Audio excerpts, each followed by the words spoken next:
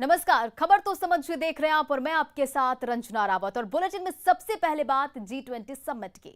प्रधानमंत्री नरेंद्र मोदी 5 दिन के यूरोप दौरे पर हैं और अपने दौरे के दूसरे दिन आज प्रधानमंत्री नरेंद्र मोदी ने इटली की राजधानी रोम में हो रही G20 समिट में भाग लिया। समिट की शुरुआत में हुए सेशन में पीएम नरेंद्र मोदी और इटली के पीएम मारियो द्राघी ने एनर्जी के क्षेत्र में मिलकर काम करने पर सहमति जताई। G20 के सभी नेताओं ने फ्रंटलाइन वर्कर्स के साथ फोटो खिंचाई। इसके बाद ग्लोबल इकोनॉमिक और हेल्थ पर सेशन हुआ। मीटिंग में ईरान न्यूक्लियर डील पर भी चर्चा हुई और G20 देशों के नेताओं ने बैठक में तय किया कि ग्लोबल टेम्परेचर को 1.5 डिग्री सेल्सियस तक कम करने की कोशिश की जाएगी। मीटिंग में अमेरिकी राष्ट्रपति Joe Biden, German chancellor Angela Merkel, France के राष्ट्रपति इमैनुअल मैक्रो, यूके के पीएम बोरिस जॉनसन के अलावा कई ग्लोबल लीडर मौजूद थे। समिट के पहले प्रधानमंत्री नरेंद्र मोदी ने वेटिकन सिटी के कैथोलिक क्रिश्चियंस के सबसे बड़े धर्मगुरु पोप फ्रांसिस से मुलाकात की।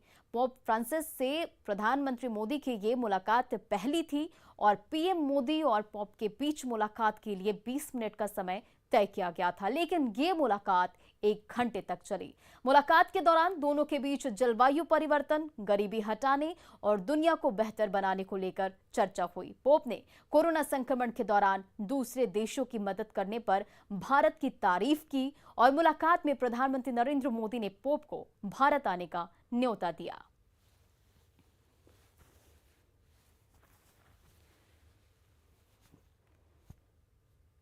चलिए अब खबर तो समझिए कि G20 देशों की ताकत क्या है। G20 को वर्ल्ड इकोनॉमिक इंजन कहा जाता है। दुनिया की 80% की जीडीपी में G20 देशों की हिस्सेदारी है। 75% वैश्विक कारोबार में G20 देशों का वर्चस्व है और दुनिया की 60% आबादी इन देशों में है। और G20 की स्थापना 1999 में अंतर्राष्ट्रीय वित्तीय स्थिरता को बढ़ावा देने के उद्देश्य से की गई थी। वैश्विक मुद्दों पर विचार विमर्श और आम राय बनाने के लिए बहुत से इंटरनेशनल संगठन बनाए गए हैं।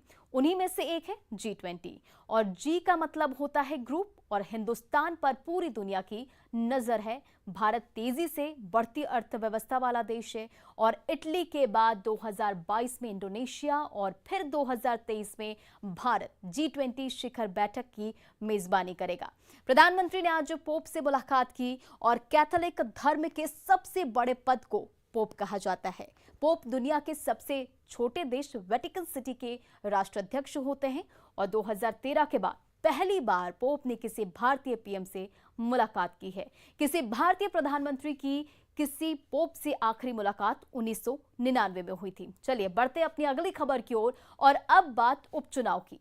तारापुर और कुशेश्वर स्थान की जनता ने अपना फैसला लॉक कर दिया है। 17 प्रत्याशियों की किस्मत ईवीएम में कैद हो गई है। अब नतीजा 2 नवंबर को आएगा और पिछले 2 चुनावों के मुकाबले इस बार दोनों सीटों पर वोटिंग कम हुई, लेकिन जनता का उत्साह गजब का दिखा। इन सबके बीच अब जीत के दावे भी शुरू हो चुके हैं।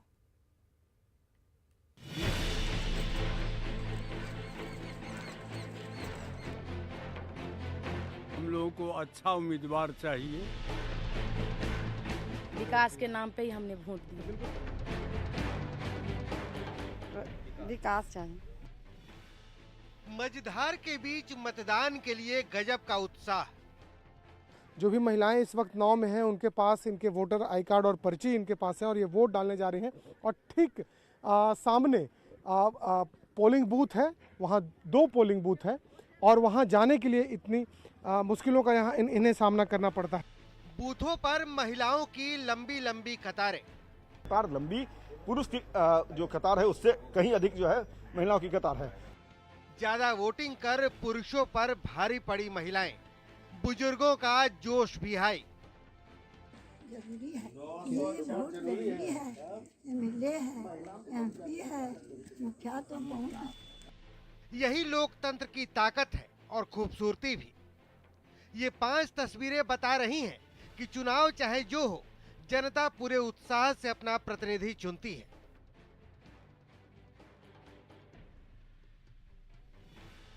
तारापुर और कुशेश्वर स्थान की जनता ने अपने इरादे पर मुहर लगा दिया। मुंगेर जिले के तारापुर विधानसभा सीट से 8 प्रत्याशी मैदान में हैं, जबकि दरभंगा के कुशेश्वर स्थान सीट पर 9 प्रत्याशी भाग्य आजमा रहे हैं।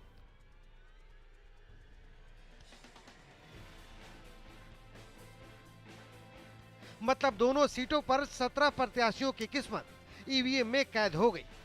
जनता ने अपना फैसला लॉक कर दिया है।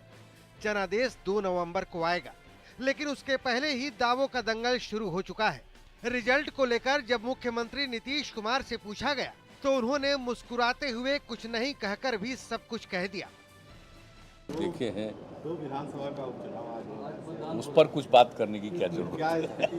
अरे जनता मानेगी, इस सब पर बात नहीं किया जाता। कुछ लोग ऐसे ही बोलते रहते हैं। हालांकि आरजेडी को लोगों के इस उत्साह में अपनी जीत दिख रही है। तेजस्वी यादव ने तो यहां तक दावा कर दिया कि दोनों सीटों पर बड़े अंतर से उनकी जीत हो रही है। कि दोनों सीटों से हम जीत रहे हैं और जीत का अंतर भी बड़ा होगा। हर जात के, हर वर्ग के, हर धर्म के लोगों का वोट हम लोगों को मिल रहा है। अब नतीजे ही बताएंगे कि किसके दावों में कितना दम है। जनता के जनादेश के लिए अभी 2 दिन इंतजार करना होगा। कुशेश्वर स्थान से शैलेंद्र और विपिन और तारापुर से अमित कुमार और अरुण कुमार की रिपोर्ट। चलिए अब खबर तो समझिए। दोनों जगहों पर लोगों ने उत्साह जरूर दिखाया, लेकिन पहले के मुकाबले वोटिंग प्रतिशत कम रही। कुशेश्वर स्थान की बात करें तो 39% वोट हुए और तारापुर में 50.04% वोटिंग हुई। आम चुनाव 2020 की तुलना में दोनों सीटों पर मतदान का प्रतिशत इस बार कम रहा और 2020 के विधानसभा चुनाव में तारापुर में 54.43%, जबकि कुशेश्वर स्थान में 55.8% वोटिंग हुई थी। मतलब पिछले चुनाव के मुकाबले करीब 4% वोटिंग इस बार कम हुई है। दोनों सीटों पर 17 प्रत्याशियों की किस्मत ईवीएम में कैद हो गई है। अब 2 नवंबर का इंतजार है जब जनता का फैसला सामने आएगा और दोनों सीटों पर मुख्य मुकाबला आरजेडी और जेडीयू के बीच में है। बढ़ते अपनी अगली खबर की ओर। तेजस्वी दोनों सीट पर बड़ी जीत का दावा कर रहे हैं, लेकिन सीएम नीतीश ने मुस्कुराते हुए जनता को मालिक बताया। एक बार फिर सुनिए कि रिजल्ट को लेकर सीएम नीतीश ने क्या कुछ कहा है, फिर खबर समझेंगे। देखे हैं तो विधानसभा का उपचुनाव उस पर कुछ बात करने की क्या जरूरत है? अरे जनता मानेगी, इस सब पर बात नहीं किया जाता। कुछ लोग ऐसे ही बोलते रहते हैं।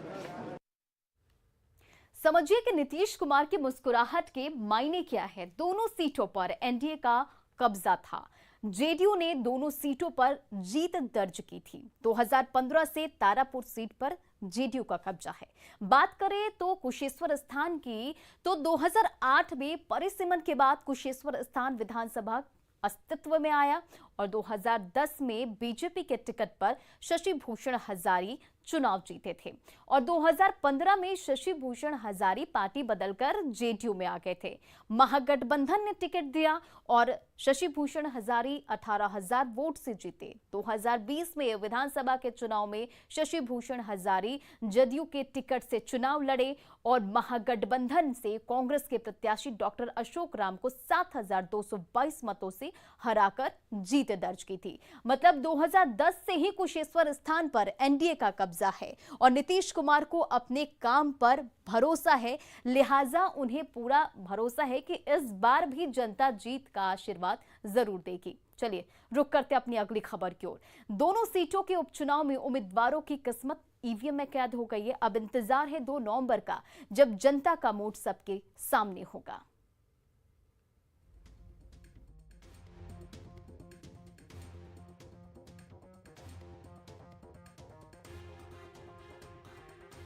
बिहार विधानसभा के उपचुनाव में 2 का दंगल खत्म हो गया।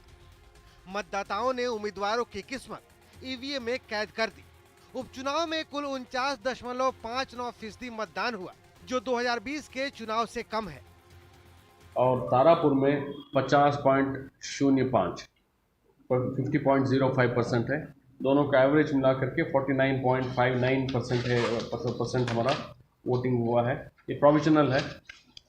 इसी तरह से तारापुर में महिला मतदान केंद्र थे, उसमें से 10 मतदान केंद्र में मतदाता तो महिला है ही, उसके अलावा मतदान कर्मी भी महिला और सुरक्षा कर्मी भी महिला। इस प्रकार 54 मतदान केंद्र में दोनों ही सीटों पर पिछले चुनाव से कम वोटिंग हुई। कुशेश्वर स्थान में 49% मतदान हुआ, जबकि 2020 में 54.42% वोटिंग हुई थी।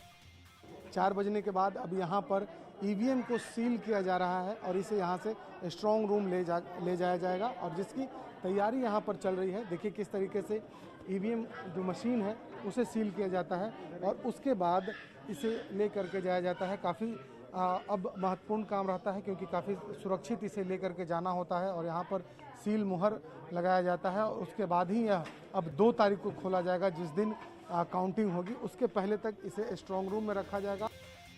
कुशेश्वर स्थान जैसा ही हाल तारापुर का भी रहा।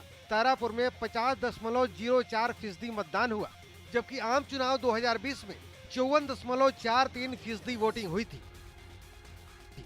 यहाँ भी वोटिंग को लेकर महिलाओं में पुरुषों से ज्यादा जोश दिखा। महिलाएं जो हैं वो बढ़ चढ़ के मतदान में शामिल हुई। पुरुष के बनिस्बत कई ऐसे मतदान केंद्र हैं जहां पे महिलाओं की लंबी जो है कतार देखने को मिली और अब सभी की नजरें जो हैं वो 2 नवंबर पर टिकी है कि इस ईवीएम में जो ईवीएम अभी सील हुआ है इसमें से किसका भाग का उदय होता है। बता दें कि मुंगेर जिले के तारापुर विधानसभा सीट से 8 प्रत्याशी मैदान में हैं, जबकि दरभंगा के कुशेश्वर स्थान सीट पर 9 प्रत्याशी भाग्य आजमा रहे हैं। हालांकि कुशेश्वर स्थान में मुख्य मुकाबला जेडीयू के अमन हजारी, कांग्रेस के अतिरेक कुमार और आरजेडी के गणेश भारती के बीच है, जबकि तारापुर में जेडीयू के उम्मीदवार राजीव कुमार सिंह, आरजेडी के अरुण कुमार शाह और कांग्रेस के उम्मीदवार राजेश कुमार मिश्रा के बीच मुख्य लड़ाई है। राजनीतिक दल अपनी अपनी जीत का दावा कर रहे हैं, लेकिन ये तो 2 नवंबर को ही पता चलेगा कि जनता का आशीर्वाद सत्ताधारी दल को है या विपक्ष को। न्यूज़ 18 के लिए कुशेश्वर स्थान से शैलेंद्र और तारापुर से अमित कुमार की रिपोर्ट। बुलेटिन में अब बात काली कमाई के धन कुबेर की। आय से अधिक संपत्ति मामले में पटना के जक्कनपुर थाना अध्यक्ष कमलेश शर्मा के ठिकानों पर आर्थिक अपराध इकाई की टीम ने छापेमारी खत्म की और छापेमारी में भारी मात्रा में आय से अधिक संपत्ति मिली है। कुल चल अचल संपत्ति 2 करोड़ 3 लाख रुपए पाई गई है। मौके से ज्यादा जानकारी दे रहे न्यूज़ 18 के संवाददाता संजय कुमार। राजधानी पटना के जक्कनपुर के थानाध्यक्ष कमलेश शर्मा के ठिकानों पर आर्थिक अपराध इकाई की टीम छापेमारी कर रही है। तस्वीरों में देखिए पूरी टीम एक साथ तस्वीरों में नजर आ रही है और एएसपी रैंक के ऑफिसर जो हैं इस कार्रवाई का नेतृत्व कर रहे हैं और पटना में उनके 2 फ्लैट्स में छापेमारी चल रही है, आरा गार्डन इलाके में, और पूरी टीम जो है छापेमारी कर चुकी है और जो दस्तावेज जब्त किए गए हैं उनको लेकर आर्थिक अपराध इकाई की टीम यहाँ से रवाना हो रही है। कमलेश शर्मा के खिलाफ बख्तियारपुर में जब ये पोस्टेड थे तो कई शिकायतें मिली थी, शराब माफियाओं से भी साठ-गांठ को लेकर शिकायतें मिली थी और पूरी टीम जो है अब यहाँ से रवाना हो रही है। और आय से अधिक संपत्ति मामले में आर्थिक अपराध इकाई की टीम ने इनके खिलाफ जो केस दर्ज किया था उसको लेकर न्यायालय से सर्च वारंट जारी हुआ था और इसके बाद अब देखिए पूरी तस्वीर जो टीम जो है यहाँ से रवाना हो रही है छापेमारी के बाद। और आर्थिक अपराध इकाई की टीम में एएसपी डीएसपी रैंक के ऑफिसर थे, इसके अलावा जो उनके सबॉर्डिनेट्स थे उन्होंने ये छापेमारी की है। और आय से अधिक तकरीबन जो आर्थिक अपराध इकाई के सूत्र हैं वो बताते हैं कि आय से अधिक तकरीबन 60% संपत्ति इनके पास मिली है और इनके पटना आवास के अलावा छपरा में मकेर स्थित इनका जो पैतृक आवास है वहाँ पर भी छापेमारी चल रही है। और निश्चित तौर पर अब कमलेश शर्मा की मुश्किलें बढ़ेंगी, चूँकि जो एविडेंस मिले हैं उसके आधार पर छानबीन आगे भी चलेगी। हर जगह जो कमाऊ थाना थे वहाँ पर अपनी पोस्टिंग करवाई थी और यही कारण है कि इनके खिलाफ एविडेंस भी मिले और आज आर्थिक अपराध इकाई की टीम ने इनके सभी ठिकानों को खंगाला है और अब कमलेश शर्मा की मुश्किलें लगातार बढ़ती जाएंगी। संजय कुमार, न्यूज़ 18 पटना। और अब बात जियो फोन नेक्स्ट की अनबॉक्सिंग की। जिस जियो फोन नेक्स्ट का बेसब्री से इंतजार हो रहा है उस फोन की अनबॉक्सिंग भी अब सामने आ चुकी है। आइए जानते हैं जियो फोन नेक्स्ट की क्या खूबियां हैं और ये कितने फीचर से लैस है।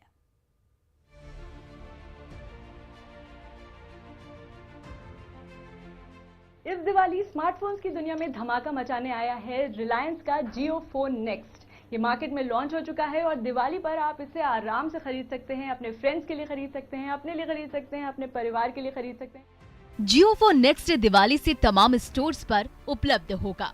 इस फोन के साथ रिलायंस का भरोसा जुड़ा है और ये खूबियों से भरा है। इसमें इतने फीचर्स दिए हुए हैं जिसके बारे में आप सोच भी नहीं सकते। रीड अलाउड फीचर है, यानी कि अगर आप कुछ पढ़ नहीं पा रहे हैं, अभी किसी ऐसे काम में बिजी हैं, तो ये फोन खुद ब खुद वो कंटेंट आपको पढ़ के सुना सकता है। बेहतरीन फीचर। इसी के साथ वॉइस असिस्टेंट भी है, यानी कि अगर आप हाथ से नहीं ऑपरेट करना चाहते फोन, तो आप बोल करके कोई भी काम फोन पर कर सकते हैं। फोन को आप बता सकते हैं कि आपको क्या करना है और फोन अपने आप ऑपरेट होता रहेगा। साथ ही इसमें ट्रांसलेट नाउ फीचर भी है, क्योंकि बहुत सारी लैंग्वेजेस का ऑप्शन है इसमें, तो आप अपनी मनपसंद की जो लैंग्वेज है वो आप यूज़ कर सकते हैं। कोई ज़रूरी नहीं है कि जो कंटेंट जिस लैंग्वेज में है उसी में आपको पढ़ना है, आप उसको किसी भी लैंग्वेज में ट्रांसलेट कर सकते हैं। और साथ ही इसमें जो कैमरा है वो भी बेहतरीन है। किसी भी एक्सपेंसिव फ़ोन की तरह इसमें वो सारे फीचर्स हैं, बहुत सारे फिल्टर्स हैं जो आजकल यंगस्टर्स को चाहिए। ये फोन एक तरह से आपके दोस्त की तरह है और आप इससे दोस्त की तरह बातचीत भी कर सकते हैं। खास फीचर एक ये है कि आप वॉइस के थ्रू इससे बात करें। हेलो, नमस्ते, आज आप कैसे हैं? हम बिल्कुल ठीक हैं, आप कैसे हैं? मैं ठीक हूँ। आपका दिन कैसा चल रहा है? तो जैसा कि आपने देखा, इस तरह आप लंबी चौड़ी बात कर सकते हैं। अगर आपके फ्रेंड्स आपसे बात नहीं कर रहे हैं तो आप बस ये बटन दबाइए और आपकी बातें शुरू कर सकते हैं।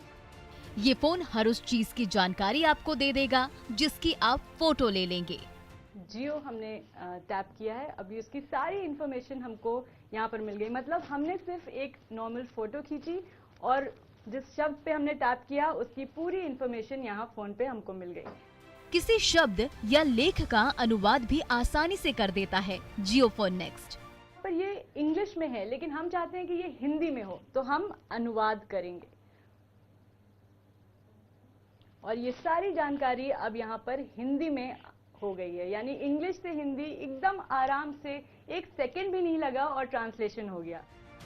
इस फोन में नाइट फोटोग्राफी के लिए बेहतरीन लाइटिंग दी गई है और इसका सेल्फी फोटो भी शानदार है। एक सेल्फी ले लेते हैं हम यहीं पर और देखते हैं कि कोई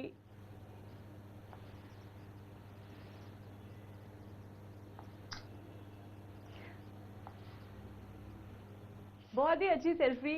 और सबसे बड़ी बात कि इंटरनेट नहीं होने पर भी आप दोस्तों और परिवार के बीच डेटा ट्रांसफर कर सकते हैं। और सबसे अच्छी बात है कि इजीली आप अपने फ्रेंड्स के साथ कुछ भी शेयर कर सकते हैं। इंटरनेट ऑफ भी हो तो भी इसमें एक नियर बाय शेयर का ऑप्शन है और जिससे आप आराम से डेटा इधर से उधर ट्रांसफर कर सकते हैं। इस हाईटेक फोन को आप मात्र 1999 रुपए में ला सकते हैं। यानी इस बार आपकी जियो फोन नेक्स्ट वाली दिवाली मनने वाली है। Bureau report, news 18 network. और खबर तो समझिए कि इस बुलेटिन में फिलहाल इतना ही। बने रहा न्यूज़ 18 बिहार झारखंड के साथ।